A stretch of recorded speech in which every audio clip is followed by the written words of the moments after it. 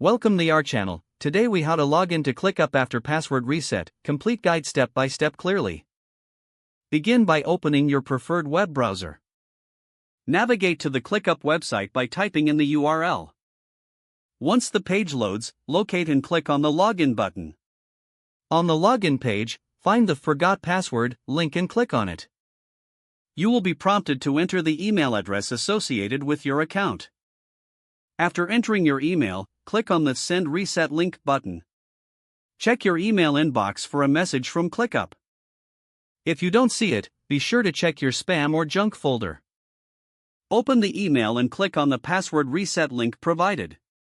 You will be directed to a new page to set your new password. Choose a strong and secure password, then enter it in the designated fields. Once you've confirmed your new password, click on the Reset Password button. Return to the ClickUp login page. Enter your email address and the new password you just created. Click on the Login button to access your ClickUp account. You should now be logged in successfully and ready to use ClickUp. If the page does not load, refresh the browser or try again in a private or incognito window.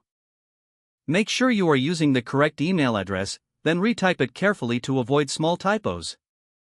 If your password is not accepted, use the reset option and create a new strong password you can remember.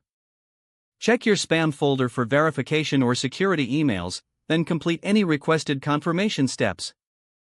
Enable two-factor authentication if available to improve account security and reduce unauthorized access risk. After signing in, review your profile details so your contact information and settings are accurate and current. If you see an error message, note it down and try again after restarting your device and internet connection. Log out when you finish, especially on shared devices, to keep your account and payment information secure. If the page does not load, refresh the browser or try again in a private or incognito window. Make sure you are using the correct email address, then retype it carefully to avoid small typos. If your password is not accepted, use the reset option and create a new strong password you can remember.